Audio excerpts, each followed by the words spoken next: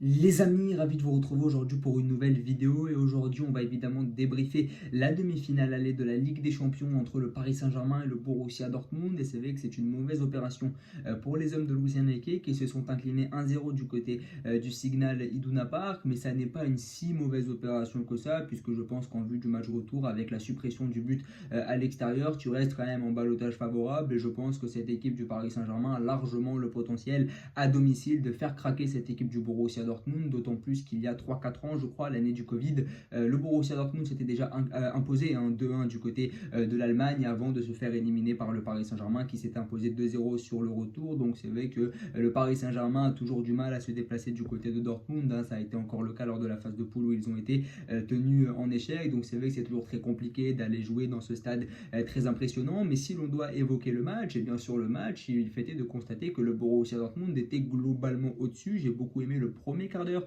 des hommes des Terzic qui sont rentrés dans le lard directement. Alors c'est sûr que le contexte est favorable, c'est propice au fait d'aller presser et prendre à la gorge l'adversaire, mais c'est vrai que je trouvais que cette équipe du Borussia Dortmund, elle était sérieuse et appliquée sur la continuité aussi de ce qu'ils avaient fait en quart de finale face à l'Atlético Madrid. Alors c'était une équipe qui était un peu dépourvue de confiance puisque les coéquipiers de Reus s'étaient inclinés ce week-end face à Leipzig 4-1, donc beaucoup de Parisiens commençaient à fanfaronner et à se dire que le Paris Saint-Germain allait pouvoir se régaler dans le dos de certains défenseurs lents comme Hummels ou encore Schlotterbeck, mais hier ils ont vraiment fait le travail, si ce n'est plus, puisque Mats Hummels a empoché le titre de meilleur joueur du match. Donc c'est vrai que cette défense du Borussia Dortmund qui était à la rue, à la ramasse complet face à Leipzig ce week-end, eh bien elle a réussi à se régénérer et à être au diapason et à enfiler le costume sur ce match-là. Mais ce qui a fait la différence entre les deux équipes selon moi, ce n'est pas la qualité footballistique, parce que footballistiquement le Paris Saint-Germain aurait pu gagner ce match, comme Dortmund aurait pu gagner ce match plus largement aussi. Je pense vraiment que ça penchait des deux côtés. D'ailleurs, le Paris Saint-Germain a aussi manqué de réussite. Les deux poteaux en début de seconde période l'illustrent parfaitement. Le PSG a aussi été en manque de réussite et je pense que le fait que Paris gagne ce match, ça n'aurait pas été choquant. Mais la différence que j'ai notée entre les deux équipes, c'est le vice, c'est la roublardise. Là où le Borussia Dortmund a énormément de vice, beaucoup d'agressivité, c'est illustré par des mecs comme Chan, par des mecs comme Hummels, par des mecs comme Sabitzer qui ont de l'expérience évidemment. Et bien, du côté du Paris Saint-Germain, on est un peu nerveux face aux décisions arbitrales, on est un peu tendre aussi face aux coups de physique des défenseurs adverses. Donc c'est vrai que j'ai trouvé que cette équipe du Paris Saint-Germain était un peu tendre globalement et pas forcément au diapason de ce genre de match aussi. Et c'est vrai que la nervosité était un peu de mise. Là où sur le Real Bayern, je trouvais que du fait de leur expérience, les deux équipes étaient vraiment très sereines, très calmes. Et bien j'ai vu du côté du Paris Saint-Germain énormément de faillites mentales, mais ça évidemment c'est historique et c'est inhérent du côté, c'est inhérent au Paris Saint-Germain depuis quelques années. Mais c'est vrai que je trouvais qu'il y avait quand même pas mal de nervosité, et puis surtout dans le domaine du vice, de la roublardise, eh bien le Borussia Dortmund était au-dessus aussi en termes d'agressivité. C'est vrai qu'un mec comme Jadon Sancho par exemple, eh bien Nuno Mendes, s'il a davantage d'expérience, eh bien dès le début, il lui montre que c'est lui le patron et Jadon Sancho aurait peut-être changé de zone, ou en tout cas Jadon Sancho n'aurait pas été aussi à l'aise de venir faire des misères au latéral portugais. C'est vrai que Nuno Mendes est un excellent défenseur gauche, mais il manque d'expérience. Après, tu ne peux rien faire face au talent et au génie de Jadon Sancho lorsqu'il est dans ce genre de soir, mais c'est sûr que si Nuno Mendes avait marqué son territoire dès le début du match, et bien peut-être qu'il y aurait eu une physionomie différente. Je pense par exemple que si c'était un mec comme Alphonso Davies en face, ou un mec comme Ferland Mendy par exemple du côté du Real Madrid qui a aussi pas mal d'expérience, et bien Jadon Sancho aurait peut-être été un peu plus, en tout cas moins serein, en tout cas moins apte à faire ce genre de choses sur le côté. C'est vrai que Jadon Sancho était un peu libre parce qu'on ne lui a pas montré les crocs, il faisait un peu ce qu'il voulait. C'est vrai que globalement, tu as eu des individualités du côté du Borussia Dortmund qui ont fait bien des misères aux joueurs du Paris Saint-Germain. Hakimi qui a souffert face à Adeyemi, mais pas là où on l'attendait. C'est vrai que Hakimi a souffert offensivement face à Adeyemi parce qu'à chaque fois que Hakimi voulait se projeter, à chaque fois qu'il pensait avoir une certaine liberté, eh bien Adeyemi était sans cesse sur ses côtes en train de défendre. Et du côté du Paris Saint-Germain, il y a un peu moins cette notion de solidarité.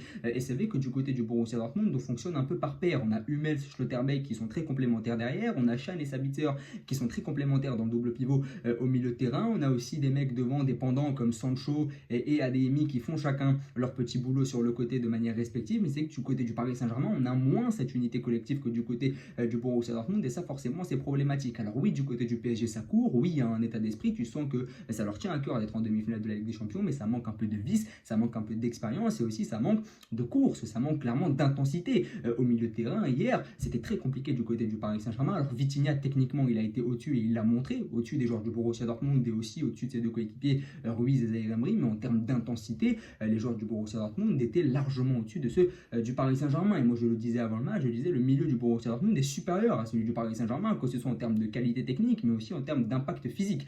C'est vrai que Emre Can, c'est quand même pas mal techniquement, mais aussi dans l'impact physique et dans le vice, parce qu'Emre Can, c'est quand même un joueur que tu n'as pas envie de te coltiner quand tu es un joueur offensif adverse. Et puis, on va évidemment parler de la ligne de 3 de devant. Ce que j'ai trouvé étonnant, c'est que Kolo Muani rentre et pas Gonzalo Ramos. J'aurais aimé que Gonzalo Ramos vienne un peu titiller Mats Hummels et Schlotterbeck parce que c'est le seul neuf dont tu disposes et peut-être que Hummels aurait été un peu déboussolé d'avoir un joueur d'un profil différent.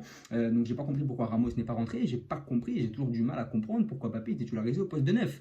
C'est vrai que hier encore contre Hummels et Schlotterbeck, il a souffert le martyr. Alors beaucoup disent il doit jouer parce qu'il est capable de les prendre dans le dos et c'est le seul qui peut le faire. Alors peut-être, mais moi, Mbappé, je voudrais le voir peut-être à un autre poste parce que j'ai pas l'impression que le poste de neuf soit le sien. Alors c'est vrai qu'hier il a pas y marqué, s'il marque son but, on dit que c'est génial, mais globalement il a été très très bien muselé. Et déjà que tu as Barcola et Dembélé pour prendre les côtés dans la profondeur, tu as aussi tes latéraux pour amener de la profondeur justement Nuno Mendes et Hakimi. Pourquoi mettre un autre joueur de profondeur en plus? Je pense que Luis Enrique gagnerait à mettre Mbappé côté gauche, Dembélé côté droit et un vrai numéro 9 en la personne de Gonzalo Ramos pour apporter une diversité de profils. Parce que là, tu as trois joueurs du même profil devant et ça forcément c'est problématique. Alors dans l'état d'esprit aussi, là où tu as un Füllkrug qui court énormément, qui a marqué sa seule occasion, bon, il en a raté une en deuxième mi-temps pas mal aussi, plutôt grosse, mais c'est vrai que l'occasion qu'il a, elle est absolument incroyable et le but qu'il met, il est complètement dingue. Je suis pas sûr qu'il y ait beaucoup de neufs qui soient capables de mettre ce genre de but dans le circuit du football mondial aujourd'hui, mais là où tu as un Füllkrug qui est un pur neuf du côté du Borussia Dortmund, d'un tueur, et bien du côté du Paris Saint-Germain, tu n'as pas forcément